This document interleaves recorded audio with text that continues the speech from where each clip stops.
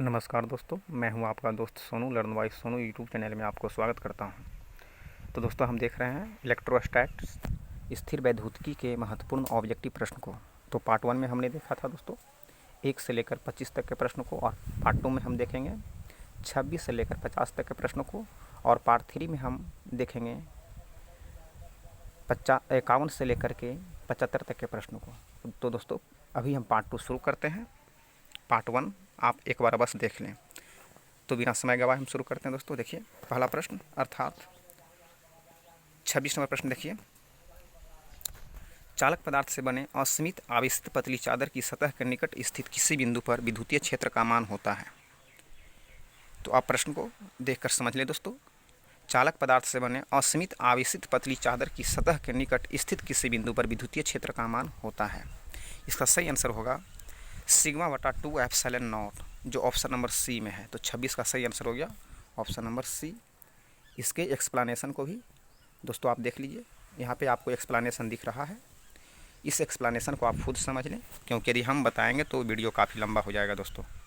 तो आप ध्यान दीजिए। देखिए नीचे ई बराबर आया है सिग्मा बटा 2 एप्सिलॉन नॉट, और एप्सिलॉन नॉट का वैल्यू क्या होता है दोस्तों, इससे भी याद कर लें, क्योंकि एग्जाम में बहुत बार ये ऑब्जेक्टिव में पूछ देता है। देखिए दूसरा नंबर प्रश्न कह रहा है विद्युत तीव्रता का मात्रक होता है। तो विद्युत तीव्रता का मात्रक क्या होता है दोस्तों, तो इसका मात्रक होता है वोल्ट पर मीटर या न्यूटन पर कूलम्ब।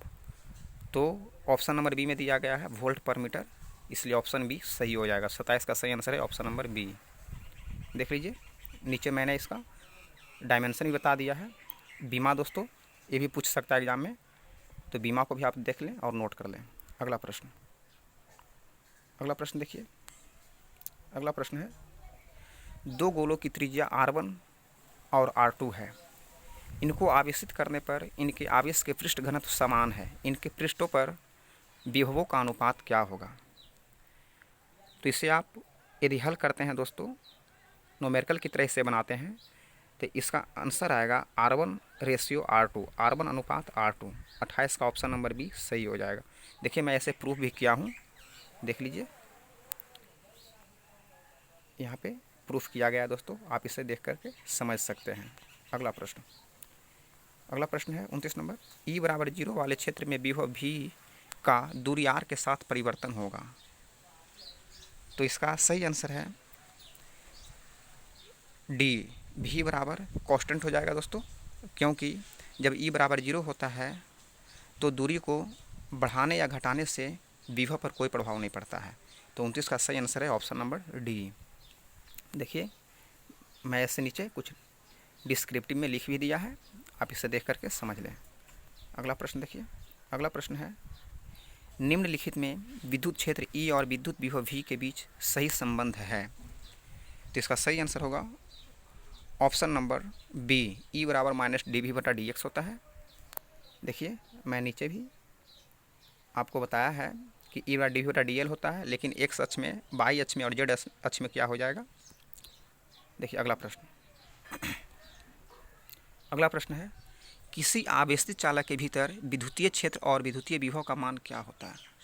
तो आप जानते हैं दोस्तों कि आवेशित चालक के भीतर विद्युतीय क्षेत्र का मान 0 होता है, और विद्युतीय विभव जो है समान रूप से फैला हुआ होता है, अर्थात समरूप होता है। तो 31 का सही आंसर हो जाएगा ऑप्शन नंबर बी, 0 होता है विद्युतीय क्षेत्र और विद्युतीय विभव समरूप होता है। तो 31 का सही आंसर है ऑप्शन नंबर बी। अगला प्रश्न देखिए, अगला प्रश्न है एक समान विद्युतीय क्षेत्र में स्वतंत्र रूप से निलंबित विद्युत द्विध्रुव की स्थितिज ऊर्जा का मान महत्तम होगा जब द्विध्रुव आघूर्ण और विद्युतीय क्षेत्र के बीच का कोण क्या होगा। तो आप जानते हैं दोस्तों स्थितिज ऊर्जा U बराबर होता है माइनस पी कॉस थीटा, जहाँ थीटा जो है P और E के बीच का कोण है। तो यह महत्तम कब होगा दोस्तों, तो महत्तम होगा जब थीटा बराबर 180 डिग्री होगा। तो 32 का सही आंसर है option number D, pi radian. इसका यदि आप एक्सप्लेनेशन देख लीजिए और इसे सही ढंग से देख करके आप नोट कर लीजिए।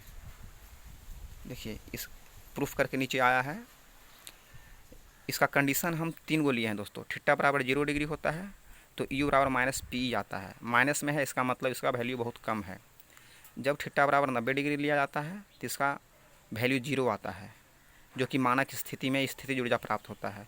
जब थीटा बराबर पाई माने 180 लिया जाता है तो यू बराबर प्लस पी आता है, जो कि इसका वैल्यू अधिकतम है। तो थीटा बराबर होना चाहिए 180 डिग्री। अगला प्रश्न कह रहा है 2 कूलम आवेश को एक बिंदु से दूसरे बिंदु तक ले जाने में 20 जूल कार्य की आवश्यकता होती है। इन दोनों बिंदुओं के बीच वोल्ट में विभवांतर क्या होगा। ये बहुत सिंपल क्वेश्चन है दोस्तों, आप जानते हैं V बराबर डब्ल्यू बटा क्यू होता है, तो इसी पे आप बनाइएगा। तो V डब्ल्यू बटा क्यू 20/2 हो जाएगा, तो इसका आंसर आएगा 10 वोल्ट। तो 33 का सही आंसर है ऑप्शन नंबर ए। देखिए मैं इसे नीचे भी बना दिया है, आप इसे देख के समझ सकते हैं। अगला प्रश्न 34 नंबर प्रश्न है विद्युतीय क्षेत्र में किसी विद्युत द्विध्रुव को घुमाने में किया गया कार्य होता है। तो विद्युतीय क्षेत्र में किसी विद्युत द्विध्रुव को घुमाने में जो कार्य होता है दोस्तों वो है W बराबर PE 1 माइनस कॉस थीटा। देखिए दोस्तों इसे मैं प्रूफ भी किया हूँ और ये बहुत बार एग्जाम में पूछ भी देता है कि किसी विद्युतीय क्षेत्र में विद्युत द्विध्रुव को घुमाने पर जिसका वैल्यू होता है उसे सिद्ध करें। तो मैं नीचे सिद्ध किया हूँ, आप इसे देख करके सही ढंग से समझ लें। आप इसे स्क्रीनशॉट ले लें दोस्तों, या तो आप इसे नोट कर लें वीडियो को रोक करके। देखिए नीचे प्रूफ करके आया है W बराबर PE 1 माइनस कॉस थीटा, जहाँ θ1 θ2 भी नीचे आएगा, तो इससे आप नोट कर लें। अगला प्रश्न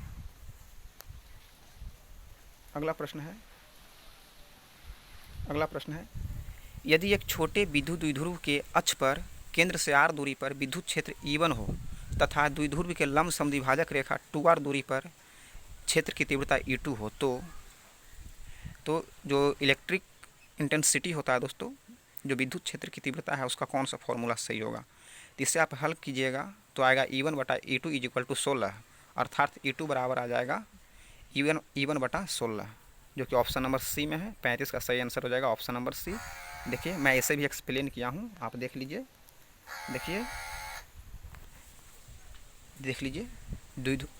यहाँ प्रूफ कर दिया गया है दोस्तों। E1/E2 = 16, E2 बराबर आया है E/16।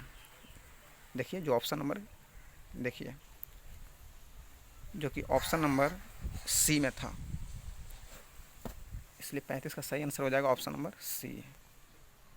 अगला प्रश्न निम्नलिखित में वह कौन सी राशि है जिसका मात्रक वोल्ट पर मीटर होता है। तो अभी आपने देखा था दोस्तों वोल्ट पर मीटर या न्यूटन पर कूलम्ब विद्युतीय क्षेत्र का मात्रक था, तो 36 का सही आंसर है ऑप्शन नंबर डी। अगला प्रश्न देखिए, अगला प्रश्न है यदि किसी खोखले गोलीय चालक को धन आवेशित किया जाए तो उसके भीतर क्या होगा। तो यदि आप खोखले गोले को धन आवेशित करते हैं दोस्तों तो उसके अंदर जो आवेश होगा वो धनात्मक होगा और जो विभव होगा वो समरूप फैला हुआ रहेगा यूनिफॉर्म रूप से। तो 37 का सही आंसर है धनात्मक और समरूप होगा। अगला प्रश्न 38 नंबर है अगर विद्युतीय द्विध्रुव को एक समान विद्युतीय क्षेत्र में रख दिया जाए तो उस पर लगने वाला कुल बल क्या होगा। तो इसका सही आंसर है दोस्तों 38 का, वो हमेशा शून्य होगा। 38 का सही आंसर है ऑप्शन नंबर ए। अगला प्रश्न किसी आवेशित खोखले गोलाकार चालक के केंद्र पर, तो अभी मैंने आपको बताया था दोस्तों किसी आवेशित खोखले गोलाकार चालक के केंद्र पर विद्युत क्षेत्र 0 होता है और विद्युत विभव समरूप रूप से फैला हुआ होता है। तो देखिए लिखा हुआ है ऑप्शन नंबर सी में, देखिए विद्युत क्षेत्र 0 होता है, विभव नहीं, यानी विभव 0 नहीं होता है, बिल्कुल सही है। 39 का सही आंसर हो जाएगा ऑप्शन नंबर सी। अगला प्रश्न यदि 2 सुचालक गोले अलग अलग आवेशित करने के बाद परस्पर जोड़ दिए जाए तो क्या होगा। तो 40 का सही आंसर होगा दोस्तों कि यदि दोनों गोलों को हम जोड़ेंगे तो उसका आवेश संरक्षित रहेगा। तो ऑप्शन नंबर बी में देखिए दोनों गोलों के आवेश संरक्षित रहेगी। तो 40 का सही आंसर हो जाएगा ऑप्शन नंबर बी। अगला प्रश्न है 2 प्लेटों के बीच विभवांतर 10⁵ वोल्ट है और उसके बीच की दूरी 4 × 10⁻³ मीटर है। इन प्लेटों के बीच स्थित एक इलेक्ट्रॉन पर बल होगा। तो एक नोमेरिकल है दोस्तों, नोमेरिकल को यदि आप हल कीजिएगा तो इसका सही आंसर आएगा 4 × 10⁻12 न्यूटन। 41 का सही आंसर हो जाएगा ऑप्शन नंबर डी। देखिए मैं इसे नीचे हल भी किया हूँ दोस्तों, आप इसे देख करके सही ढंग से समझ लीजिए।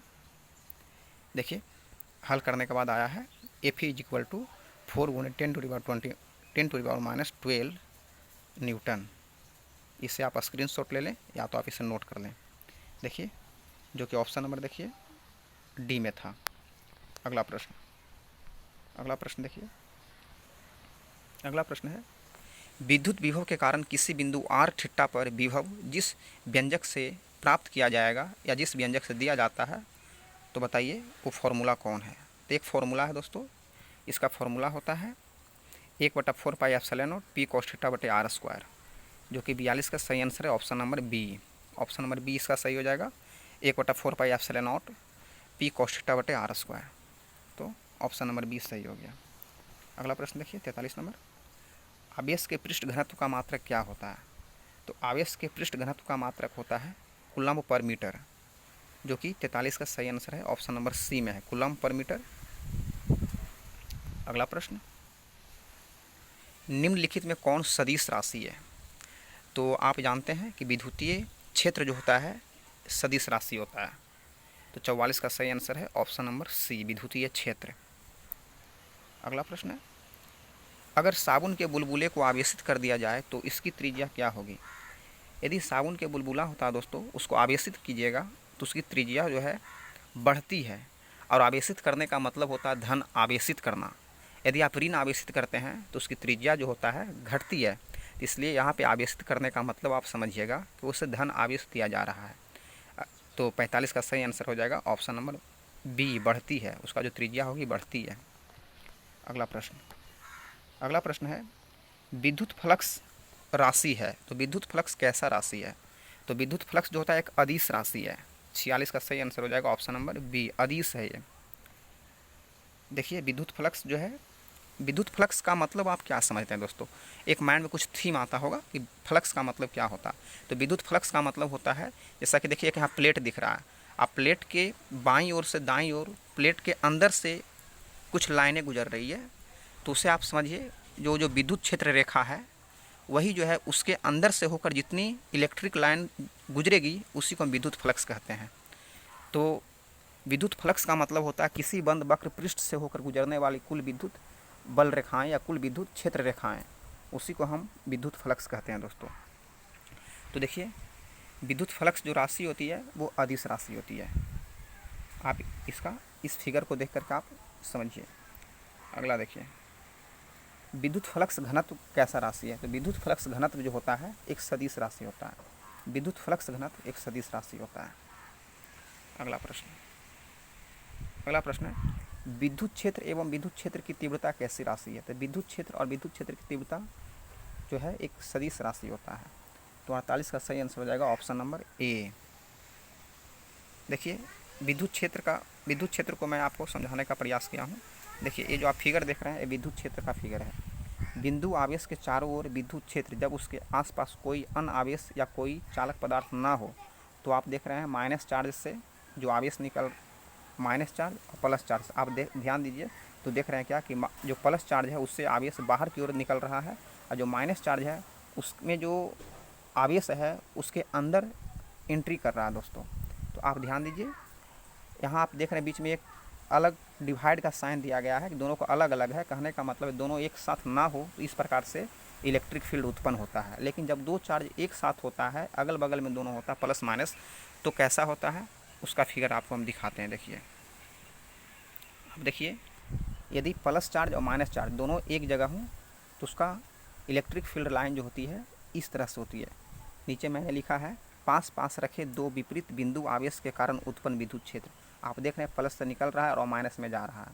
तो इस प्रकार से दोस्तों इसका विद्युत क्षेत्र लाइन होती है। देखिए अगला प्रश्न है 49 नंबर प्रश्न है। 49 नंबर है अगर कोई आवेश किसी बंद सतह के बाहर रखा जाए तो विद्युतीय फ्लक्स होगी। अभी आप देखें कि विद्युतीय फ्लक्स का मतलब होता है कि उस वक्र सतह से होकर गुजरने वाली कुल इलेक्ट्रिक लाइन। यदि हम सतह के बाहर चार्ज को रखेंगे तो कोई भी फ्लक्स उस सतह से होकर नहीं गुजरेगा। इसका मतलब ये हुआ कि अगर कोई आवेश किसी बंद सतह के बाहर रख दिया जाए तो विद्युतीय फ्लक्स क्या होगा, तो जीरो होगा। 49 का सही आंसर हो जाएगा ऑप्शन नंबर बी। 50 नंबर प्रश्न देखिए। 50 नंबर प्रश्न कह रहा है एक घन के केंद्र पर क्यू आवेश स्थित है। या ध्यान दीजिए घन के केंद्र में है क्यू आवेश स्थित है, इसके एक फलक से निर्गत वैद्युत फ्लक्स क्या होगा। कह रहा है इसके एक फलक माने घन के 6 फलक होता है, तो उसमें से बाकी 5 फलक को समझिए कि बंद है और एक फलक से जो है इलेक्ट्रिक लाइन अर्थात विद्युत फलक से गुजर रहा है। तो बताइए उसका वैल्यू क्या होगा।